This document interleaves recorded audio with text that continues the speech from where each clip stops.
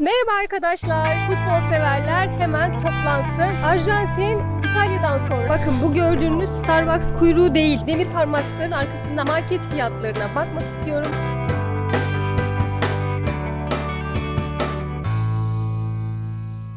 Herkese selamlar. Beni tanımayanlar için tekrar bir hatırlatma yapıyorum. İsmim Aysun. Yaklaşık 11 yıllık bankacılık kariyerini bıraktım. Yıllardır hayalini kurduğum dünya seyahatine çıktım. Şu anda 13. ülkem Arjantin'deyim. Ve Buenos Aires şehir gezisinin...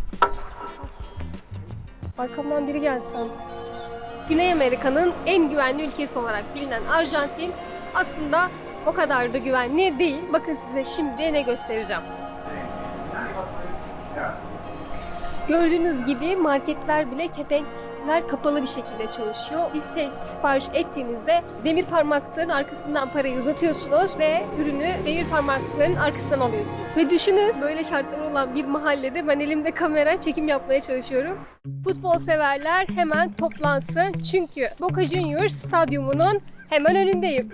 Burası tam önünde durduğum Boca Juniors'ın futbol sahasının önü. Gördüğünüz gibi sarı ve mavi renkler taşıyor. Bu takım bilmeyenler için kısaca bahsetmek istiyorum. Halkın içinden olan bir takım, yani fakir halkın içinden doğan bir takım. O yüzden özellikle Arjantin için çok önemli. Bunun sebeplerinden bir tanesi de şu anda ismi aklıma gelmeyen bir sürü futbolcunun İlk olarak Boca Juniors'tan çıkması. Bu nedenle de birçok aile çocuklarını bu takıma sokabilmek için seçmelerine getiriyor.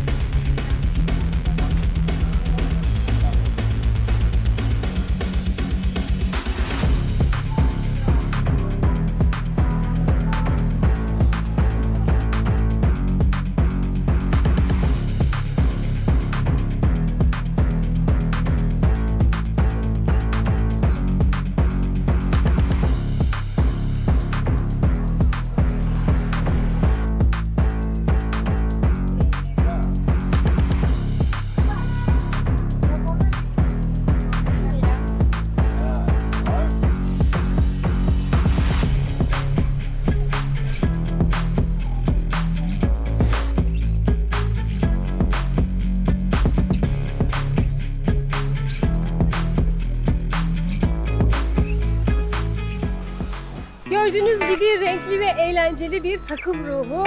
Burası turistlerin de gözlem merkezi. Genellikle ziyaret ediyorlar. Gerçekten sokakta çok eğlenceliydi. Bu arada Maradona buradan mı çıktı tam olarak emin olamadım ama her yerde Maradona'nın ve Messi'nin fotoğrafları, heykelleri bulunuyor. İkisi de buradan çıkmış olabilir. Bilenler varsa yoruma yazsın. Ben de öğrenmiş olayım.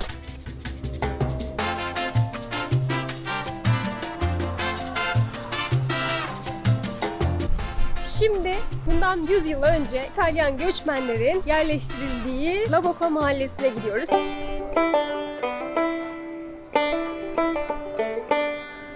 Arkadaşlar La Boca mahallesi yıllar önce İtalya'dan göç eden İtalyanların yerleştirildiği mahalle. Aslında orijinali şu şekilde çelik şeylerle, demir çelik bir şeylerle, çelik panolarla bunlara ev yapılıyor ve burası limana çok yakın olduğu için de limanın atölyesinden arta kalan boyalarla renklendiriliyor.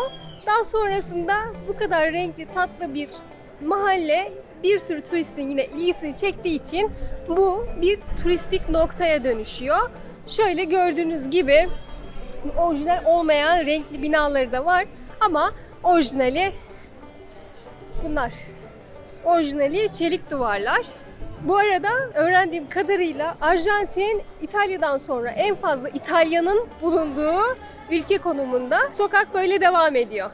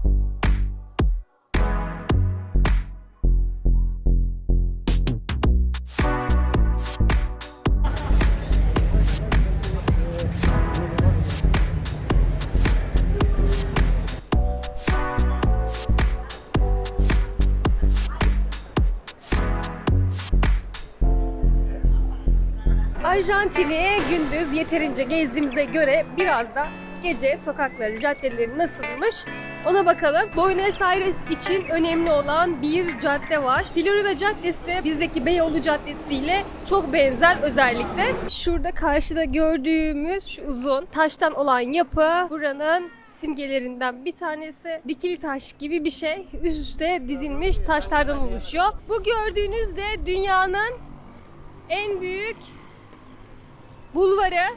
9 Temmuz Bulvarı diye geçiyor. Şu anda ışık yandı. Karşıdan karşıya geçmeye başlıyoruz. Bakın burada çok fazla şerit var. Yani aynı anda bu tarafta 8, diğer tarafta 8 araç hareket edebiliyor. 8 şerit hareket edebiliyor. O yüzden dünyanın en geniş bulvarı olarak biliniyor burası. Karşıya geçmeye devam ediyoruz ve hala yol bitmedi. Şöyle çok trafiğe yakalanmadan şuradan gitmemiz lazım.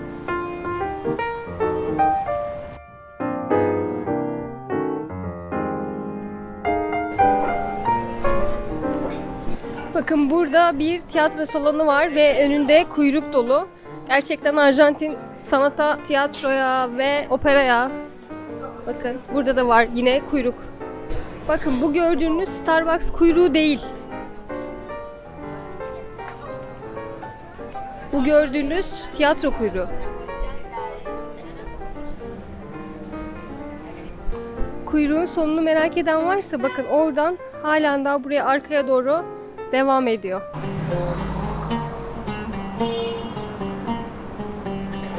İşte burası Buenos Aires'in meşhur Florida Caddesi.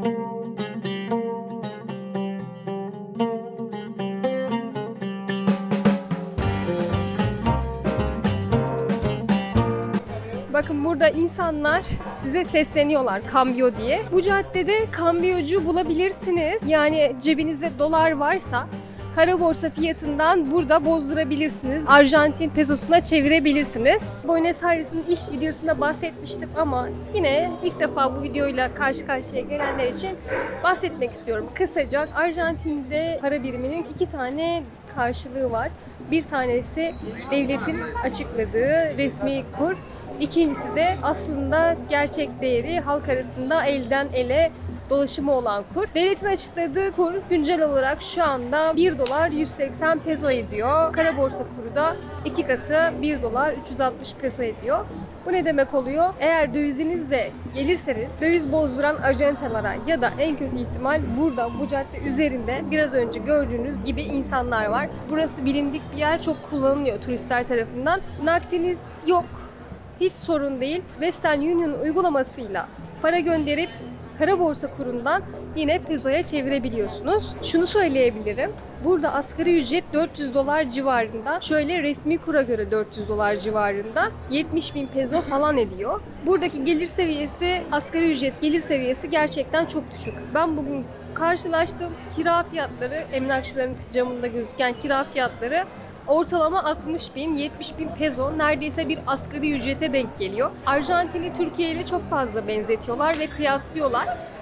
Genel olarak evet, Türkiye ile çok fazla benzer yönü olduğunu söyleyebilirim. Az çok gözünüzde canlanması için söylüyorum. Ortalama bir kira 4.000-6.000 TL arası olan bir kira gibi düşünün ve 8.500 asgari ücret. Yani ona göre hesap yapabilirsiniz. Eğer çok düşük ücretli bir işte çalışacaksanız Arjantin'de, Buenos Aires'te yaşayabilme ihtimaliniz çok düşük. Dışarıdan dövizle gelen bir insan, burada Arjantin halkına göre alım gücünüz gerçekten çok yüksek oluyor. Ama bu ülkede yaşayıp peso kazandığınız zaman alım gücünüz o kadar yüksek olmuyor.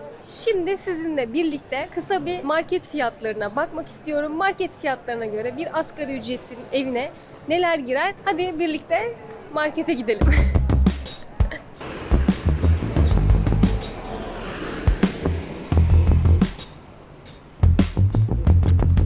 Yolun bir tarafa belli bir saatten sonra, akşam 7'den sonra gece 2'ye kadar trafiğe kapatılıyor. Sadece tek bir tarafı çalışıyor.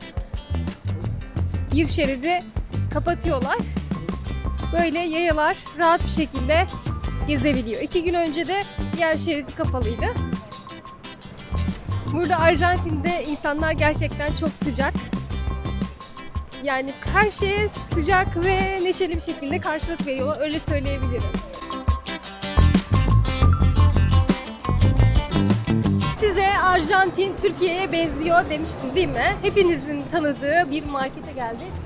Carrefour Express'e. Şimdi kısa bir market fiyatlarına bakalım birlikte.